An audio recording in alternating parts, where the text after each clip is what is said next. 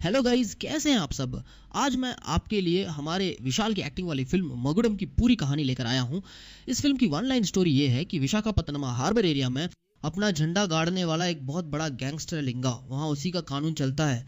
तो कई इलीगल काम कर रहा है और एक बहुत बड़े किंगपिन की तरह वहां घूम रहा है। उसके कुछ दुश्मन भी बन गए हैं। जब ये दुश्मन लिंगा से सीधे टकराने से डर रहे होते हैं, तभी अचानक बिना किसी वजह के चेन्नई में मिडिल क्लास लाइफ जी रहा कृपाकरण नाम का एक आदमी, जिसका रोल हमारे विशाल ने निभाया है। कृपाकरण बहुत ही डरपोक किस्म का इंसान है जो बस अपने और अपने परिवार से मतलब रखता है।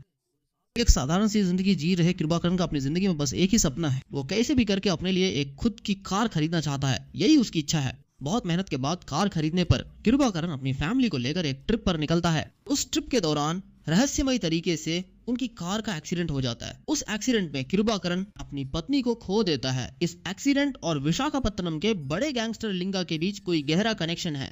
वो कनेक्शन क्या है, उसका परिवार इस तरह बिखरने के पीछे कौन है, ये जानने के बाद हमारे हीरो कृपाकरण ने कैसे बदला लिया, इसमें गैंगस्टर लिंगा कैसे इन्वॉल्वड है, ये हमने थोड़ा भी एक्सपेक्ट नहीं किया था। पूरी फिल्म में बहुत सारे ट्विस्ट्स और सस्पेंस के साथ बताई गई फिल्म है ये मगुडम। तो चलिए, और अगर वीडियो पसंद आए तो लाइक, कमेंट और शेयर जरूर करें। लाइक करते समय में हाइप नाम का एक ऑप्शन आएगा। अगर आप उस हाइप को क्लिक कर लेते हैं तो हमारे चैनल पर डाली जाने वाली वीडियो ज्यादा से ज्यादा लोगों तक पहुंच पाएंगी। तो प्लीज हाइप क्लिक करना मत भूलना। चलिए अब हम इस मूवी की पूरी कहानी के अंदर चलते हैं। मूवी के ओपनिंग सीन में ही विशाखापत्तनम बीच के किनारे रहने वाले कुछ अनाथ बच्चों को पकड़ कर लाया जाता है और एक गैंग उन सभी को टॉर्चर करके भीख मांगने के काम में लगा देती है। उस गैंग में रहने वाला एक लड़का है लिंगा। उसे लगता है कि आखिर इस गैंग के लिए हमें भीख क्यों मांगनी चाहिए, मैं यहाँ से भागकर बाहर जाऊंगा और अपना खुद का एक इतिहास बनाऊंगा। ऐसा सोचकर लिंगा उस गैंग को छोड़कर वहां से भाग जाता है। जब वो इस तरह भागता है तो उसके साथ एक और लड़का भी आकर ज्वाइन हो जाता है। ये दोनों मिलकर विशाखापत्तनम हार्बर के एक बड़े गुंडे के पास से कुछ सामान चोरी करके भाग जाते हैं और जब वो उस चोरी किए हुए सामान को ब्लैक मार्केट में बेचते हैं तब उन्हें बहुत सारा पैसा दिखाई देता है। तब हमारा लिंगा डिसाइड करता है कि इस दुनिया में ईमानदारी से कमाकर किसी बहुत बड़ी जगह पर नहीं पहुंचा जा सकता, इसलिए ये शॉर्टकट वाला रास्ता ही बिल्कुल सही रास्ता है। एक ना एक दिन मैं विशाखापत्तनम में चलने वाले एक बहुत बड़े शिप का मालिक जरूर बनूंगा। ऐसा सोचकर वो उस जगह पर कई तरह के इलीगल कामों में शामिल होने की बात कहने लगता है। उसके साथ वो दूसरा लड़का भी मिलकर काम करना शुरू कर देता है। एक तरफ कहानी ये दिखा रही है कि ये गैंगस्टर कैसे बनता है, वहीं दूसरी तरफ अब करंट सीन में चेन्नई में एक साधारण मिडिल क्लास लाइफ जी रहे हमारे हीरो कृपाकरण को ही दिखाया जाता है। उसकी पत्नी और बच्चों के साथ एक बहुत ही नॉर्मल सी लाइफ जी रहा है। हमारे हीरो के बारे में बताऊं तो वो बहुत ही ज्यादा डरपोक स्वभाव का इंसान है। वो किसी से फालतू पंगा नहीं लेता। उसके लिए तो उसकी पूरी दुनिया बस उसकी पत्नी और उसके बच्चे ही हैं। तो घर चलाने के लिए हमारा हीरो एक मेडिकल रेप के तौर पर काम कर रहा है। उसका एक ही उसूल है कि चाहे कुछ भी हो जाए, कभी गलत रास्ते से पैसे नहीं कमाने हैं। कृपाकरण एक ऐसा इंसान है जो हर हाल में ईमानदारी से जीना चाहता है। उसके फील्ड के बाकी मेडिकल रेप्स कई तरह के झोल झाल और गोलमाल काम करके काफी पैसे कमा रहे हैं, लेकिन हमारा हीरो एक एक हॉस्पिटल के चक्कर काटता रहता है, फिर भी कोई उसकी दवाइयां नहीं खरीदता। उसकी जिंदगी बस ऐसे ही धक्के खाते हुए बीत रही है। उसकी पत्नी के रोल में दुशारा विजय नजर आती हैं, जिन्होंने घर का पूरा कंट्रोल अपने हाथ में ले रखा है। जब भी हीरो घर पहुंचता है वो बस एक ही सवाल पूछती हैं कि आखिर हम कार कब खरीदेंगे। और इसकी वजह यह है कि हमारे हीरो ने दुशारा से शादी करने के लिए उसने उनके पिता से एक बड़ा झूठ बोला था। उसने झूठ कहा था कि उसके पास खुद की अपनी एक कार है और इसी बहाने उसने शादी की थी, पर असल में उसके पास कोई कार नहीं है।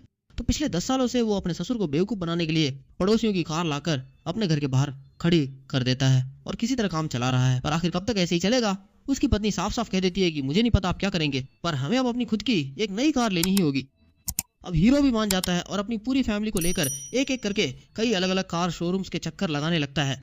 लेकिन उसके खराब सिविल स्कोर की वजह से और जो वो अपनी टेम्परेरी जॉब कर रहा है, बस इसी वजह से किसी भी शोरूम से उसे कार लोन नहीं मिल पाता। हर बार जब वो अपने बच्चों और पत्नी को लेकर शोरूम जाता है तो उन्हें बस मायूसी और निराशा ही हाथ लगती है। लेकिन फिर भी वो बच्चे इस उम्मीद में थे कि ठीक है, एक ना एक दिन हमारे पापा कार जरूर खरीदेंगे। वो इसी विश्वास के साथ रहते हैं। ऐसे ही एक दिन जब हमारा हीरो बच्चों के साथ बाइक पर जा रहा था तो अचानक क्या हुआ कि उसने गलती से सिग्नल पर खड़ी एक BMW कार को टक्कर मार दी। जैसे ही उस कार पर थोड़े से स्क्रैचेस आए, उस कार का मालिक नीचे उतरा और बोला, ओए तेरी तो मेरी कार के पास खड़े होने की भी औकात नहीं है, लेकिन तूने बिना देखे गाड़ी चलाकर इसे ऐसे तोड़ दिया। तुम जैसे मिडिल क्लास लोगों को तो अपनी इन गाड़ियों के साथ इस सड़क पर चलना ही नहीं चाहिए। ये सरकार भी अजीब है, हम जैसे अमीरों और तुम जैसे कंगालों को एक ही सड़क पर चलने देती है, यही सबसे बड़ी गलती है। वो ऐसी बहुत सी बकवास करता है। इस घटना से हमारा हीरो चाहे कितना भी चिढ़ जाए, लेकिन उसके अंदर वो अपने उस गुस्से को अंदर ही दबा लेता है और बहुत शर्मिंदा होकर एकदम छोटा महसूस करते हुए वहां से चला आता है। लेकिन ये सब कुछ उसके बच्चे पास खड़े होकर देख रहे थे। पापा आप क्या करेंगे मुझे नहीं पता, लेकिन आज ही हम वैसी एक BMW कार खरीदेंगे। वो जिद करने लगे। हीरो ने कहा, ठीक है बेटा, कोई बात नहीं, हम सेकेंड हैंड कार खरीद लेंगे। फिर अपनी थोड़ी सी जमा पूंजी और कुछ कर्ज, इन सबको मिलाकर वो आखिरकार एक सेकेंड हैंड BMW कार खरीद ही लेता है। बस फिर क्या था, जैसे ही वो BMW कार आई, पूरे परिवार में खुशी की लहर दौड़ गई। बच्चे बहुत ही ज्यादा खुश थे। वैसे ही हमारा हीरो और उसकी पत्नी तुषारा भी बहुत खुश थे कि चलो 10 साल तक इतनी मेहनत करने के बाद आज आखिरकार एक अच्छी कार तो आ ही गई। वो बहुत खुश थे। इतना ही नहीं, हीरो को लगा कि वो लगभग 10 साल से अपने ससुर को बेवकूफ बना रहा है, तो उसने सोचा कि सबसे पहले ससुर जी को ही इस कार में बिठा कर ले जाना चाहिए। वो उन्हें एक राइड पर ले जाता है और फिर ये सब फैमिली के साथ एक ट्रिप पर जाने का प्लान बनाते हैं और हिल स्टेशन के लिए निकल जाते हैं। तो ऐसे में हमारा हीरो अपनी फैमिली को लेकर हिल स्टेशन में ट्रैवल कर रहा है। एक तरफ इनकी ट्रिप चल रही है तो सीन कट होकर विशाखापट्टनम हार्बर का दिखाया जाता है। वहाँ एक बहुत बड़ा गैंगस्टर रहता है, वहाँ उसका साम्राज्य बना है। उस हार्बर पर खड़ी कई शिप्स पर उसी का नाम चल रहा है।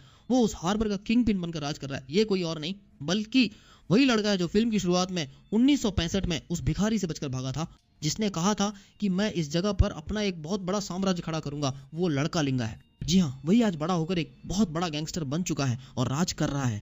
और उसका राइट हैंड जॉन विजय, उसने भी साथ रहकर ये इतना बड़ा साम्राज्य खड़ा करने में मदद की है। उस हार्बर पर कोई भी स्मगलिंग या इलीगल एक्टिविटी कुछ भी हो, लिंगा की मर्जी के बिना नहीं हो सकती। तभी उसी शहर के 2 और गैंगस्टर्स से लिंगा जाकर मिलता है और उन्हें धमकाते हुए कहता है कि देखो, इस हार्बर पर अगर कोई भी सामान उतारना या चढ़ाना है तो मुझे मेरा हिस्सा देना होगा, वरना कोई भी यहाँ धंधा नहीं कर पाएगा। वो उन्हें बुरी तरह धमकाता है। उसकी धमकी सुनकर उन दोनों गैंगस्टर्स को लगता है कि आखिर कब तक हम इस आदमी से डरकर अपना काम करेंगे, इसे हमेशा के लिए खत्म करके इसकी जगह हमें लेनी चाहिए। और ऐसे उसके दुश्मन पैदा हो जाते हैं। इनमें ये 2 गैंगस्टर बहुत इंपॉर्टेंट आदमी है। एक तरफ विशाखापट्टनम हार्बर में तहलका मचाने वाले किंगपिन लिंगा की कहानी पैरेलल चल रही है और वहीं दूसरी तरफ सीन कट होता है और चेन्नई से ऊटी अपनी फैमिली के साथ कार में ट्रिप पर जा रहे हैं। हमारे हीरो की फैमिली को दिखाया जाता है। वो सब बहुत खुश होकर ऊटी की पहाड़ियों और सड़कों पर घूम रहे होते हैं। तभी एक कार काफी देर से उनका पीछा करने लगती है। पीछा करने वाली उस कार में बैठे लोग एकदम सांड जैसे हट्टे कट्टे दिख रहे हैं। वो पीछा करते करते एक मोड़ पर कार में बैठे हमारे हीरो को देखते हैं। वो हैरान रह जाते हैं कि ये आदमी तो दिखने में बिल्कुल हूबहू लिंगा जैसा ही है। उसके बाद लेनिन नाम का एक गैंगस्टर अपने आदमियों को लेकर आता है और कहता है कि ये तो बिल्कुल लिंगा जैसा दिखता है, इसे छोड़ना मत, और अंधाधुंध फायरिंग शुरू कर देते हैं। इस शूट आउट में हमारे हीरो की फैमिली से उसकी पत्नी और बेटी की मौके पर ही मौत हो जाती है। बस हमारे हीरो को समझ ही नहीं आता कि वो क्या करे, क्योंकि वो दिखने में विशाखापट्टनम के गैंगस्टर लिंगा जैसा था। उसके जैसा दिखने की वजह से ही ये हादसा हुआ और वहां मौजूद कुछ लोग लिंगा के ही आदमी थे। ये बात भी हमारे हीरो को पता चल जाती है। बस फिर क्या था, वहां हमारा हीरो एकदम गुस्से में पागल हो जाता है। अपनी पत्नी और बेटी को खोने के बाद हीरो को लगता है अगर क्या वो यहाँ रुका तो वो उसे और उसके बेटे को भी मार देंगे। वो तुरंत अपने बेटे को लेकर वहां से भाग निकलता है। फिर अपनी मरी हुई पत्नी और बेटी के इंसाफ के लिए अंतिम संस्कार चल रहा है और उस अंतिम संस्कार में, जिससे उसका थोड़ा सा भी लेना देना नहीं है, पूरे विशाखापट्टनम को हिला देने वाला सबसे बड़ा गैंगस्टर लिंगा वहां आया है। उस देखते ही हमारा हीरो आंखों में आंसू लिए बहुत गुस्से में कहता है कि तुम्हारे साथ रहने का मतलब है रोज रोज मरना जीना, इसीलिए तुम्हें छोड़कर लगभग 25 साल से मैं तुमसे दूर रहकर अपने लिए एक अलग जिंदगी जी रहा था, लेकिन आखिर में तुम्हारी वजह से देखो आज मैंने अपना पूरा परिवार खो दिया और मैं यहाँ कैसे खड़ा हूँ। हमारा हीरो गुस्से में उसे डांटता है। यही हमें एक बात यहाँ पर रिवील होती है। दरअसल लिंगा का इकलौता बेटा ही हमारी फिल्म का हीरो कृपाकरण है। उसके पिता जो गैंगस्टरगिरी और इलीगल स्मगलिंग उस हार्बर पर कर रहे हैं ना, ये सब हमारे हीरो को जरा भी पसंद नहीं था। बचपन से ही वो अपने पिता की शक्ल तक नहीं देखना चाहता था, इसीलिए वो दूर आकर एक साधारण जिंदगी जी रहा था। लेकिन लिंगा के कुछ दुश्मनों ने उससे बदला लेने के लिए उसी की तरह दिखने वाले हमारे हीरो कृपाकरण को खत्म करने के लिए लिंगा के दुश्मन गैंग ने ऊटी तक उसका पीछा किया है। वहां पहुंचकर लेनिन नाम के उस गैंगस्टर ने जब लिंगा जैसे दिखने वाले हमारे हीरो को देखा तो कहा कि इसे मत छोड़ो, इसे खत्म कर दो, इसे मारने पर ही उसका बाप वहां थोड़ा शांत होगा। उसने भाड़े के गुंडों को भेजकर गोली चलवा दी। इसी शूट आउट में हमारे हीरो ने अपनी पत्नी और अपनी छोटी बेटी को खो दिया। इस सब के लिए वो अपने बाप को जिम्मेदार मानता है और गुस्से में उसे बुरा भला कहकर चला जाता है। उधर अपने बेटे की पत्नी और पोती को मारने वालों को जिंदा नहीं छोड़ना चाहिए, ये सोचकर लिंगा एक तरफ उस लेनिन गैंग को खत्म करने के लिए निकल पड़ता है।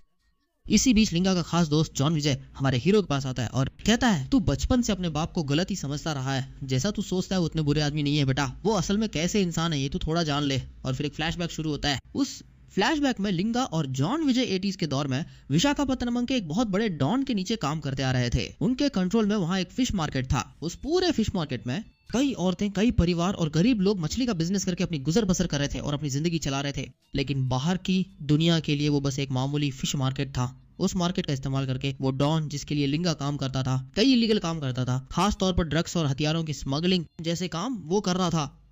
पुलिस अक्सर इन केसेस में लिंगा और उसके दोस्त को ही अरेस्ट करके ले जाती थी, चाहे वो जेल भी चले जाएं। वो डॉन 2-3 दिन में ही बेल करवाकर उन्हें बाहर निकाल लेता था। जब तक लिंगा उस डॉन के नीचे था, वो उसके लिए बहुत लॉयल होकर काम करता था। पूरा फिश मार्केट लिंगा के कंट्रोल में ही चल रहा था। इस फिश मार्केट में अंजलि नाम की एक लेडी कैरेक्टर है। काफी टाइम से लिंगा को अंजलि बहुत पसंद थी। वो उसे प्रपोज करता है, लेकिन अंजलि उसका प्रपोजल एक्सेप्ट नहीं करती। वजह ये थी कि वो एक बुरे गैंग के लिए काम करता है, इसलिए वो उसे डांट कर भगा देती है।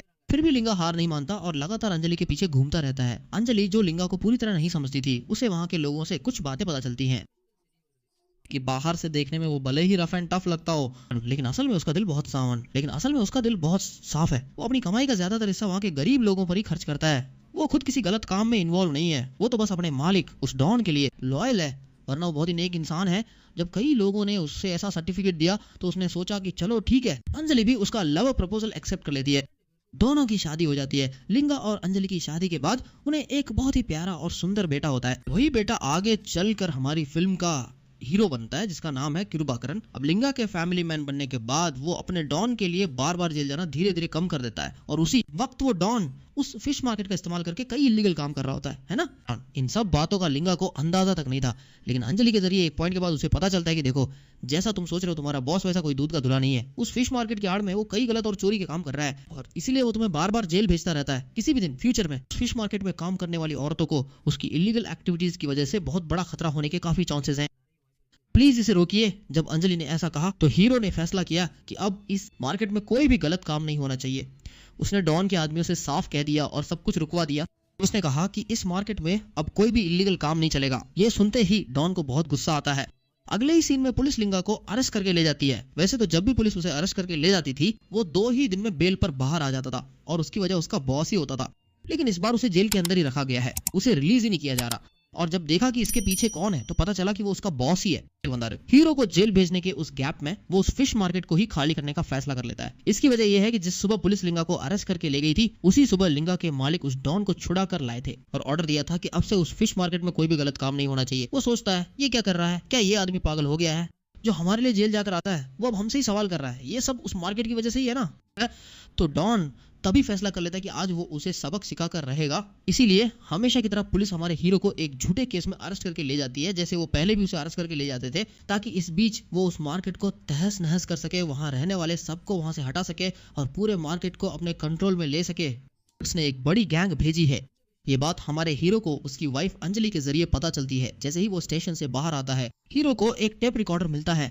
वो टेप रिकॉर्डर उसकी वाइफ अंजलि के पास से ही आया था। जल्दी हमारे मार्केट जाइए, आपका मालिक वहाँ रहने वाले सबको मारने के लिए अपने आदमी भेज चुका है, प्लीज वहाँ जाकर सबकी जान बचाइए। टेप रिकॉर्डर में ऐसा ही कहकर भेजा गया था। तो हमारा हीरो फौरन उस मार्केट में काम करने वाली औरतों और परिवारों को बचाने निकल पड़ता है। वहाँ एक जबरदस्त फाइट होती है। उस फाइट में डॉन के आदमियों को धूल चटाकर और फिश मार्केट को बचाकर जब वो घर आता है तो देखता है कि उसकी वाइफ मरणासन हालत में पड़ी है। आखिर हुआ क्या? पता चलता है कि जब अंजलि वो टेप रिकॉर्ड कर रही थी, तभी उन पर भी खतरा मंडरा रहा था। वो डॉन, उन्होंने ये भी रिकॉर्ड किया होगा कि इन्हें मारने के लिए घर पर गुंडे भेजे गए हैं। इस एक जान से ज्यादा वहाँ कई और जाने दांव पर हैं, इसलिए आपको पहले वहाँ जाकर उन्हें बचाना चाहिए, ऐसा उन्होंने रिकॉर्ड किया होगा। तो हमारे हीरो के घर पर भी खतरा है। इस बात की परवाह किए बिना वो मार्केट जाकर वहाँ के लोगों को बचाकर वापस आता है तो देखता है कि तब तक हीरो की पत्नी को बेरहमी से काटकर मार दिया गया है। बस लिंगा की तो आंखें फटी की फटी रह गई। उसकी जान से प्यारी अंजलि, जिससे उसने प्यार करके शादी की थी, वो मर जाती है। बचपन में ही माँ को खोने का दुख झेलने वाले किरुबाकरन की माँ की मौत की सबसे बड़ी वजह मेरे पिता लिंगा ही हैं। वो चाहते तो आकर उन्हें बचा सकते थे, लेकिन उन्होंने उसे ऐसे छोड़ दिया। इन सब की वजह उनका ये काम है। इसी वजह से आज मैं अपनी माँ को खोकर यहाँ खड़ा हूँ।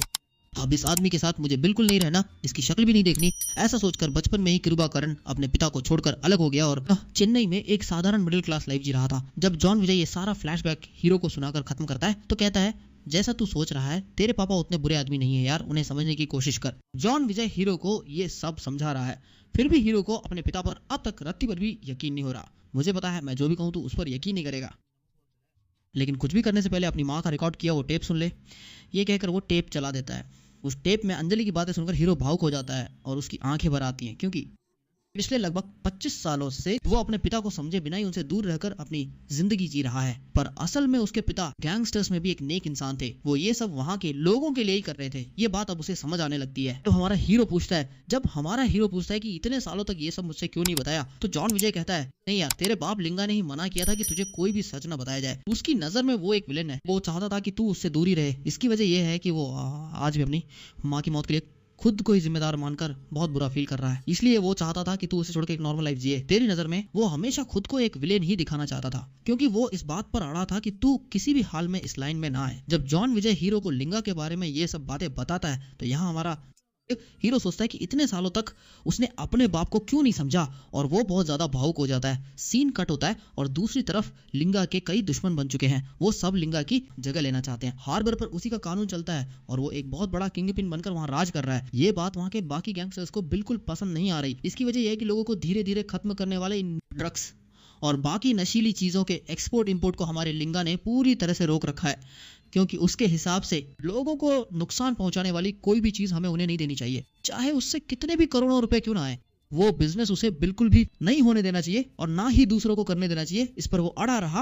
वो उस शहर में एक तरह से अच्छे गैंगस्टर की तरह रह रहा है। उसकी वजह से वहाँ कई परिवारों का गुजारा हो रहा है। वहाँ गैंगस्टर समझ जाते हैं कि अगर इसे ऐसे ही छोड़ दिया तो हम यहाँ बिजनेस नहीं कर पाएंगे, इसलिए वो सब मिलकर लिंगा को खत्म करने के लिए आते हैं। यहाँ हमारा लिंगा अकेले ही उनसे जबरदस्त फाइट करता है। वो अपनी पूरी कोशिश करता है कि वहाँ आए हुए दुश्मनों को खत्म कर दे, लेकिन वो ऐसा नहीं कर पाता और आखिरकार उन दुश्मनों के हाथों लिंगा की मौत हो जाती है। जब हमारे हीरो किरवाकरन को पता चला कि उसके पिता की ऐसे मौत हो गई है तो उससे ये बर्दाश्त नहीं हुआ। वो सीधे उसी हार्बर की तरफ निकल पड़ता है। वहां पहुंचते ही वहां के सभी लोग कहते हैं कि इतने सालों से जो हमें प्रोटेक्ट कर रहे थे वो तुम्हारे पिता अब नहीं रहे, अब उनकी जगह तुम्हें ही लेनी होगी। और ये कहकर वो हीरो को उसके पिता का वो मकुडम यानी वो ताज सौंप देते हैं। भले ही हीरो अपने पिता की पोजीशन पर आ गया हो, पर उसका पूरा फोकस उन लोगों पर है जिन्होंने उसके पिता को मारा था। शुरू में डरपोक सा दिखने वाला हमारा हीरो अब पूरी तरह बदल चुका है और लिंगा का 2.0 वर्जन बन गया है। हीरो पूरी तरह बदलकर उन सभी लोगों को खत्म कर देता है जिन्होंने उसके पिता को मारा था।